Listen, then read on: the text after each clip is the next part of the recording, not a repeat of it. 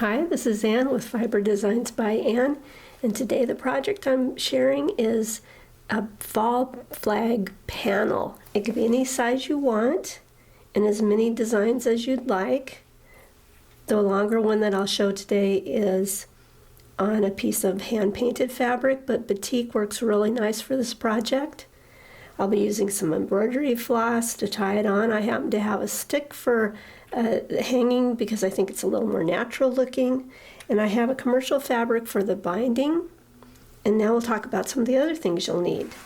Some of these things are optional because a lot of this could be done with regular scissors or pinking shears that you use with your hand. But I have a regular rotary cutter. I also like one that can be used with paper, so I have an older blade on an older rotary cutter. And I have a decorative blade on a rotary cutter. Again, you could just use regular pinking shears, or you can use a straight edge or some other decorative edge. I have a ruler and a mat to use with the rotary cutters if that's what you choose to use. I'm going to be using maybe a glue stick, this is optional, or some Fusible. I have Wonder Under, and a fabric that will be for the binding or the edging. Again, you can make this any size. The example I'm going to show is just one small leaf. You'll need another fabric, and like I said, batik is really great. I like it because when it's held up to the light, you can kind of see through it like stained glass, and your leaves will look especially nice on that. And also, it doesn't have a right or wrong side. If you're going to use regular fabric, you may want to make it like pillowcase so that you have nice fabric on both sides. I would recommend using a fabric like the batik or hand-dyed or hand-painted fabric.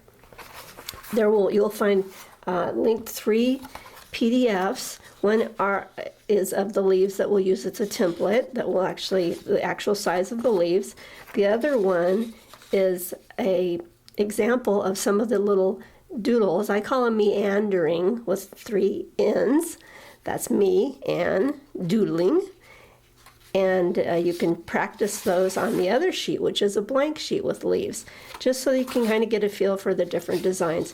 Realize that once you do one design, you just do it several times in the space of the leaf, and you can't really make a mistake. You're going to have so much going on that nothing is going to show if you think it's wrong. It's really probably not. Let me just show you this really quick, the other leaves.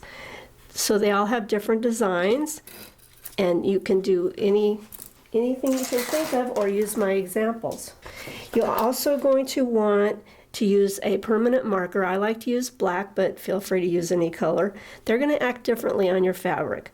Some are going to be a little bit bleedy, so they'll spread a little bit in the fabric, especially if you hold the pin down. So keep that in mind. Some may not show up as much. If you like to sew and you're good at embroidery, have a special machine, you could do this with your machine. I'll just be showing a simple little example. We're going to use this leaf in my example, and this is going to come out reversed. If you want this shape to be your final design, you want the direction of it going, I'll show you on my piece that we'll be working on this today.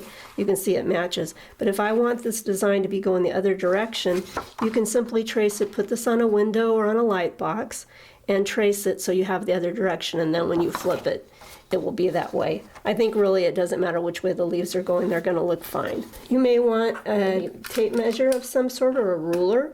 I like to use embroidery floss for the ones that are going to be looped onto a stick for a hanging, but that's optional. So we're going to begin, and this is the one we're going to work on instead of a long panel. Make it any shape that you would like. We'll have a piece of fabric, the shape, finish size that I want, and a piece of freezer paper, exactly that same size. Freezer paper is smooth on one side and shiny on the other, and we're going to make sure that we're always heating and ironing the shiny side down onto the fabric. So it matches, and that's going to be ready to go. Before I iron that onto the fabric, though, I want to transfer my design onto the freezer paper. So I would take my printout And I like to do it on cardstock. It's not necessary, but I like it just to be a little more stable. And I'm either going to lay my leaf on it this way, and like I said, use a light box, use a window. You could trace it on using tracing paper or like a carbon kind of transfer paper to do it. And then once it's on my freezer paper, again, it's on the dull side, I'm going to take my, so I'm going to put my fabric down on my ironing surface. I have a hot dry iron, which has cooled off a little bit. Let me get it warm again. And I'm going to lay my freezer paper, shiny side down again, on top of my fabric. You may want to center it, make sure you're centered, or do that when you're drawing, or you can draw it on a larger piece of freezer paper and then use a ruler to cut it out, and maybe it'll feel more centered for you that way. So once my iron is very hot, I'm going to just press it down. We'll take it, let it cool before you put it on a cutting board or any kind of other surface that could be hurt with the heat. And again, we're going to take this either to a window or to a light box, and you will be able to see, I'm going to see if I can do this with my phone, and you can see the design back there. There it is. And then once that's transferred on or drawn, traced on, I have my leaf design. Still, the freezer paper is still on the back. And now I'm going to look at my paper. Hopefully if you had a chance to draw some, make up your own, have some fun with the designs. And there's so many things you can do. I want you to just play, experiment, look at the different shapes, and decide on one thing and just repeat it, and that's how you'll get a great design. I could bring these lines all the way down, sort of like just parting off the parts of this leaf. I could come from the center and bring a vein down from the ones that have a point that just like this is.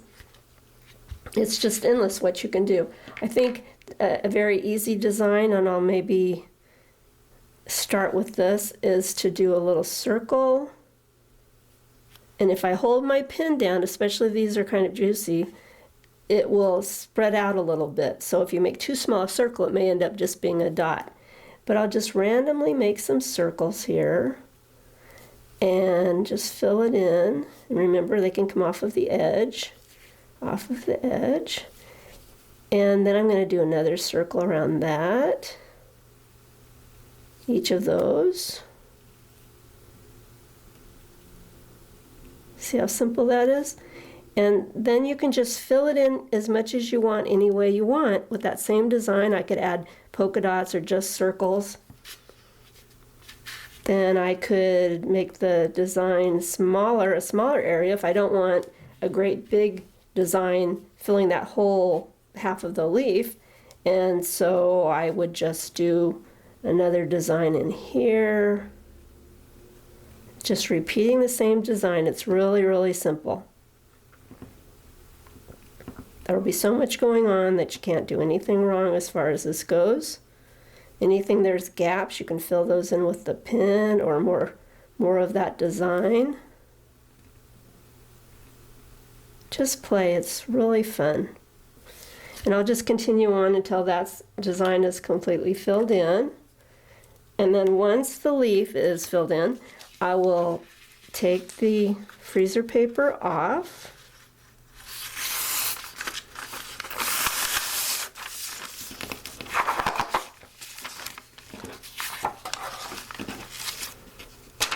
At this point, you can, there's so many ways you could finish this. You could do a whole piece of fabric that fits the whole size of this plus a little, and just turn it over, double it, turn it over twice, and make an edge binding or border. That would be very simple. You could machine stitch it if you like to sew, very satin type stitch. That would make a nice edging. You could do a regular straight, just a straight edge, but I like to do something a little more decorative. So I cut strips on my mat. I've taken my green and I used my decorative blade. I cut measuring from this edge over to where I'll cut or where I'll place my ruler 3/4 of an inch. So I end up with strips like this. I want the strips to be as long as the piece. So my panel here, my panel is, let's see, it's about a 6 1/8 by 17 1/4, and that's kind of a nice panel. This is a nice space, nice size to fit in some spaces.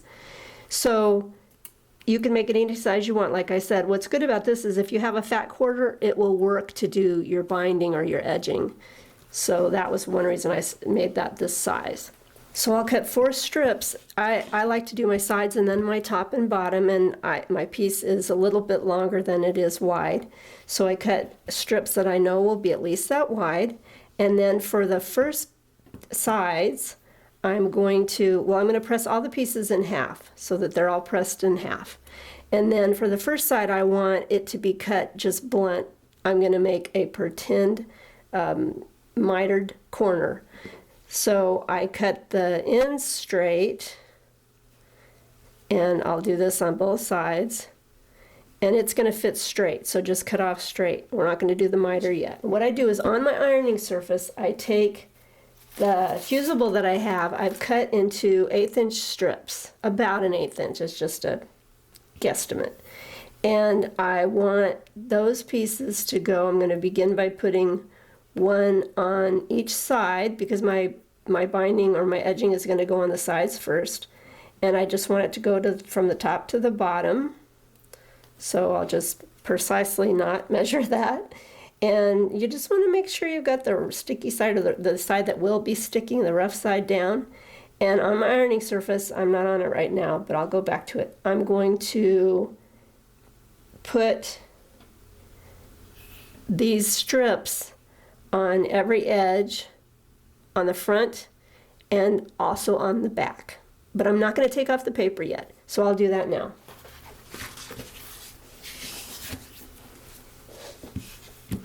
Okay, so I've added my pieces, my Fusible to the edges, and I'm on the right side now. I'm going to start with the right side, so leave the paper on the back piece. And then that's all off of the front, but not off of the back yet. Now I'm going to take my little strips that I keep burying.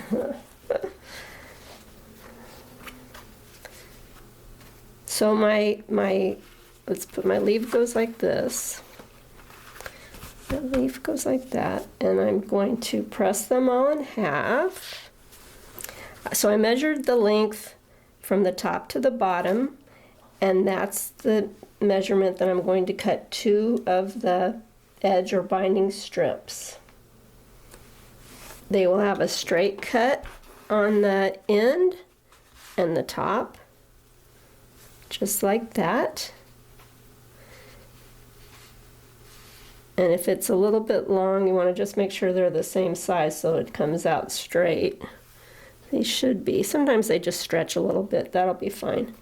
And then I'm going to take that longer piece, and only one end of it I'm going to put on my cutting surface. And if you have a ruler this is really glary, I'm trying to avoid that. If you have a ruler that has a 45-degree angle on it, that's really great. So you would line that 45-degree angle up with this bottom edge. I'm going to do it in my hand so that you can see it without too much glare, I hope. So I would line it up like that, maybe down here, it'd be easier than on this corner. And then I'm going to just cut off right across here so that I end up with this nice 45-degree angle.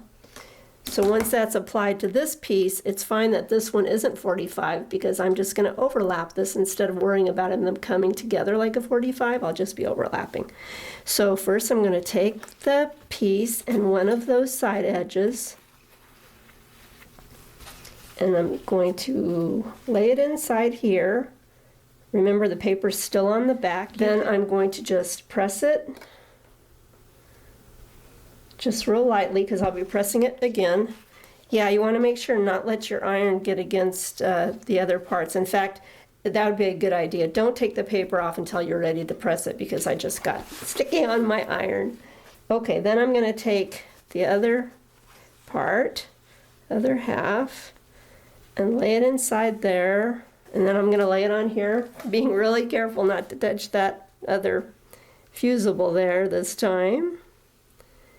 And just press it down.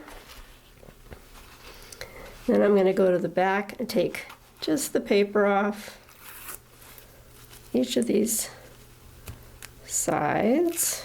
Then we're going to lay this on top and press that down. Do the same thing to the other side. Come back to the front, and I would tear the paper off now, but I've already done that. I'm going to take one of my mitered corners. Let's see, I marked this already. And lay this right inside there so that this point matches the tip on that miter. And then tuck this in very carefully. Bring this down, take a look at it. And then I'm going to take, I used a pencil, but if you don't have a pencil, you can use something else. And I'm going to put a mark right where this inside point is. Hopefully you can see that okay. I'm just marking a little bit, it's going to be cut off. And that's going to tell me that I'm going to cut another miter here. So I'll do that same thing with my ruler, like that. And then with my scissors or rotary cutter, where that mark is, my little dot's right there, I'm going to just cut that off so I have another miter. So my miters will go like this. So I'm going to do that right now.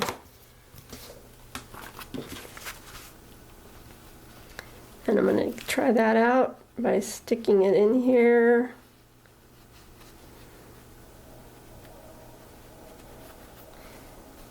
You could do butted corners and not do this binding and not do the miter rather, or you just come up this way and come with another piece right here and that, or it would be probably like that instead of the miter.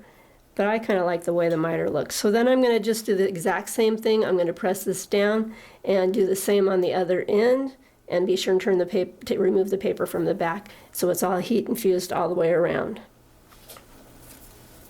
Oh, what you could do is when you have that piece cut, go ahead and use that to measure your other miter piece. That way they'll be exactly the same, and you know your piece will be more likely be square. You could do this with the glue stick instead of the Fusible.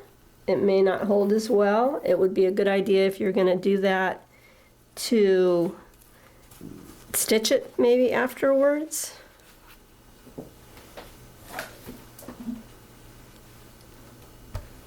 Even some hand stitching would be very nice. So you could do a fancy stitch or anything like that to hold it better.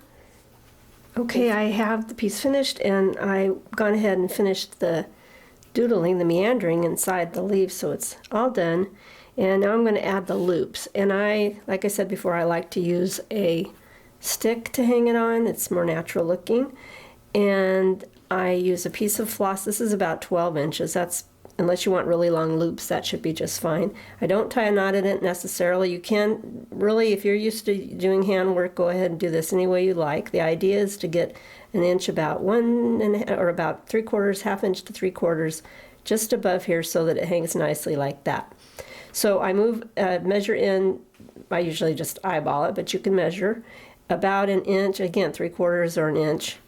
And you can do this in the back, and that's where I would, in fact. I'm going to just slide this under at about that point. Maybe I'll scoot it over a little bit more. You don't want it too far over, because then it kind of curls when it's hanging.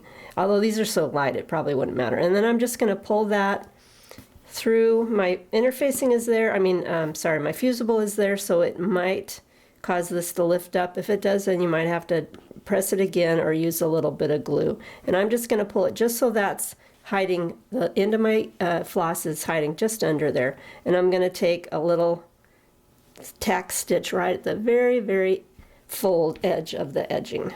And that's just going to kind of secure it. And I'm going to come to the front, and I might actually do it again. Again, it's up to you. This time I'm not going to pull it all the way. I like to stick my finger in there somehow and then pull so it doesn't go all into a little knot wad. And just, that's probably good. And if you need to measure it, if you feel more secure doing that. Now I'm on the back, so I'm going to come back over to the front right about where I am, where I've stitched, and just pull that through. And then that's all it's going to take, because this weighs really hardly anything, so that'll be good. And then I'm going to go to the back again. And nearby, but not in the same place, I'm going to stick my floss in. Attempt to stick it in, and I don't want to go through to the front. I want to make sure I'm just in this little back part. And you can either come out at the edge of it or come out right in the actual binding or edging. And there's a bulk of floss there, so it's going to be a little hard to pull, which I'm going to back out because I'm not in a good spot. And you can tell I've lifted my edging here. I have to heat that again. So I want to go where there's not a bunch of other floss, and hopefully I'll pull it. This is 6 strands, if I didn't say that. This is 6 strands, but you can do any amount you want. 6 makes a nice loop, I think. So there, I've pulled it through, and I'll just cut that off by lifting this up a little bit carefully, and hopefully not cutting my edging. And I can tack that under, and then you can use a little glue stick or a little more of the heat Fusible to stick that inside if that bothers you. And then then the stick will go right in there, and it makes a really nice hanger. Now I'll do the other side and then we'll come back.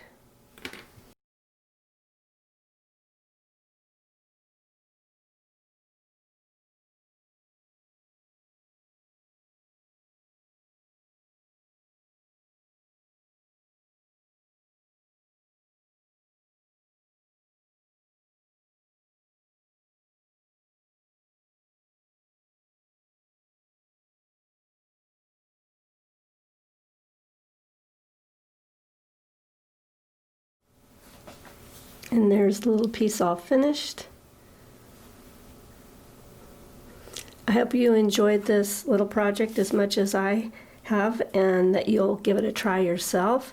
And if you would like to see videos about the doodles, be sure and let me know in the comments, and I'll try to make a video for how I did these particular meandering doodles. If you're making a fall flag panel for Visions Art Museum Member Challenge, be sure and take photos and post them on Instagram and Facebook using hashtag VAM Fall Flag and hashtag StirCrazyVAM. If you like this video, please give it a thumbs up. Subscribe if you haven't, and tap the bell for more notifications for upcoming videos. This has been Ann. Thanks a lot for watching.